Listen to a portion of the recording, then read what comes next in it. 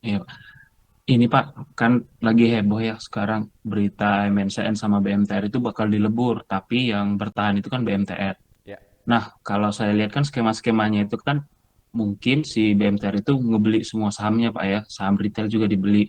Atau ya, apa ada skema lain yang berdampak negatif nggak sama MNCN ini Pak? Nah, karena saya lihat MNCN dan MNSCMA ini kan dua saham media besar Pak ya. ya, Jadi bisa bisa dibandingin lah. Nah, ketika lihat SCMA, valuasinya kenapa lebih mahal gitu, ya. sedangkan MNCN saya lihat menurut saya Pak ya, labanya lebih baik Pak. Makasih Pak, itu aja Pak. Oke, oke, oke. Saya jawab ya, Pak Tommy.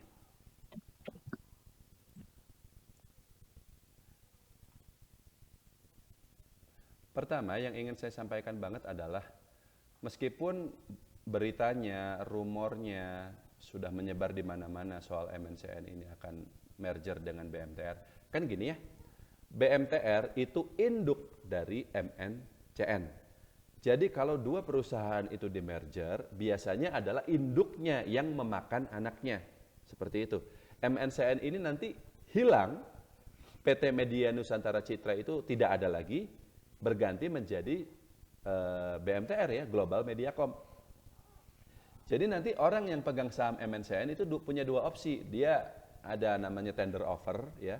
Jadi dari Haritanu Sudibyo ini dia membeli saham MNCN punya publik, atau dia tetap hold saja saham MNCN-nya, tapi kemudian nanti dikonversi menjadi saham BMTR.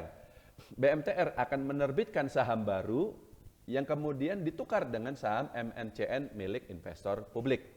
Jadi nanti Bapak kalau pegang saham MNCN nih, saham MNCN-nya hilang, tapi nanti muncul saham BMTR yang baru di rekening saham itu tuh. BMTR itu sendiri tidak harus memberikan saham BMTR ke Bapak karena dia cukup menerbitkan saham baru. Jadi sebenarnya dalam hal ini investor bisa dibilang agak dirugikan ya. Karena bagi yang pegang saham BMTR, kepemilikan sahamnya terdilusi. Ngerti Pak Tommy? Terdilusi. Karena kayak right issue gitu loh, nerbitin saham baru gitu loh. Tapi sedangkan ekuitasnya dia tidak benar-benar bertambah karena ketika ada perusahaan baru ini ya, ketika gini-gini, MNCN ini masuk di lebur, betul. Tapi MNCN ini kan sejak awal sudah merupakan anak usahanya BMTR. Beda sama dengan ketika Gojek merger dengan Tokopedia gitu. Lalu ada entitas baru namanya Goto. Nah, Gojeknya itu menerima aset-aset Tokopedia, jadi aset dia bertambah. BMTR ini enggak, dia tidak menerima aset baru. Karena MNCN sejak awal sudah merupakan bagian aset dari BMTR. Tapi sekarang tidak ada lagi gitu MNCN itu, hilang gitu loh. Menjadi apa?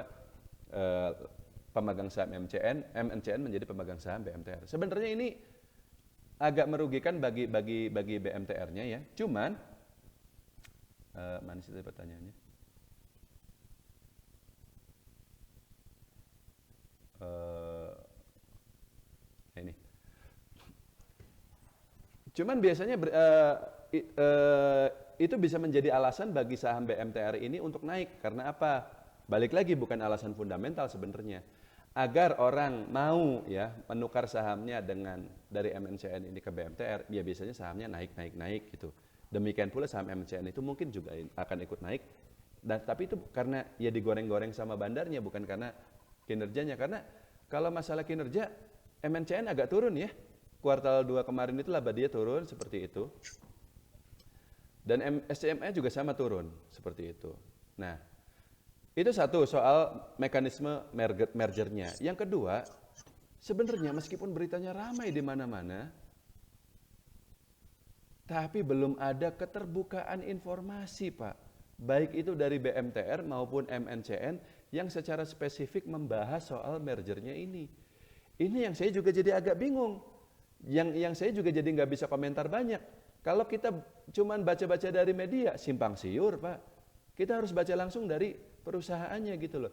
Jadi ini baru sebatas rumor-rumor aja, dan ya karena kita juga sudah hafal ya cara main grup MNC ya, grupnya Haritanu gitu. Ya mungkin ini ya cuma buat goreng-goreng sahamnya aja gitu loh, buat alasan sahamnya naik atau apa gitu.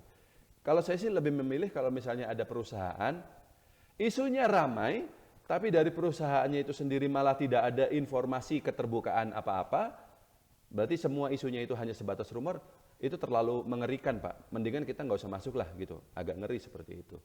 Dan mungkin Pak Tommy, itulah alasan kenapa valuasi MNCN itu sangat rendah dibanding SCMA. Karena di SCMA nggak ada drama-drama kayak gitu kan. Nggak ada mau merger, nggak ada mau katakanlah digoreng-goreng.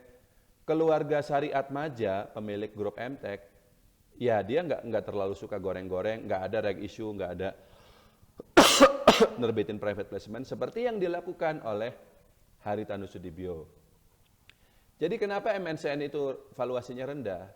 Karena investor nggak suka Pak, nggak suka. Pak Loh Keng Hong sendiri kenapa beliau masuk BMTR? Karena memang valuasinya udah kelewat murah banget. Pada harga dulu dia masuk pada harga 200 perak itu, PBV-nya itu cuma 0,21 apa 22 gitu, 0,2, murah sekali. Tapi kalau nanti dia naik sampai 0,5, meskipun sekilas itu masih murah juga kan, mungkin beliau juga akan profit taking gitu. Jadi nggak berharap naik sampai PBV-nya 1 kali seperti SCMA, tidak. Karena dua perusahaan tersebut tidak bisa disamakan meskipun sama-sama perusahaan media. Yang membedakan adalah karakter ownernya, GCG-nya, manajemennya. Keluarga Syariat Maja begitu, kalau Haritanu Sudibyo begitu. Beda gitu cara main mereka tuh. Itu yang menyebabkan orang lebih suka SCMA dibanding MCN, dan itulah kenapa valuasinya SCMA itu lebih tinggi. Lalu apakah Pak Tommy sekarang pegang MNCN? Enggak. Kebetulan baru masuk 5% sih Pak di MNCN ini. Di harga berapa? Di harga 500-an itu. 520 apa 515 Pak. Memang bottom sih Pak. Ya, memang bottom ya. Tapi ya harganya Iya. belum naik-naik lagi ya, masih di situ-situ aja, 525 ya. Seperti itu. Iya, masih di situ Pak. Ya kalau belinya nggak banyak-banyak sih nggak apa-apa, hold aja dulu. Siapa tahu memang nanti tiba-tiba naik atau bagaimana. Cuman kalau dari sisi fundamental, saya nggak rekomen ya, untuk saat ini nggak rekomen. Tapi kalau udah pegang, coba hold aja dulu lah seperti itu. Dan alasan kenapa dia murah, ya sudah saya jelaskan tadi gitu. Cukup Pak Tommy. Siap Pak. Terima kasih Pak. Tunggu. Lanjut ya.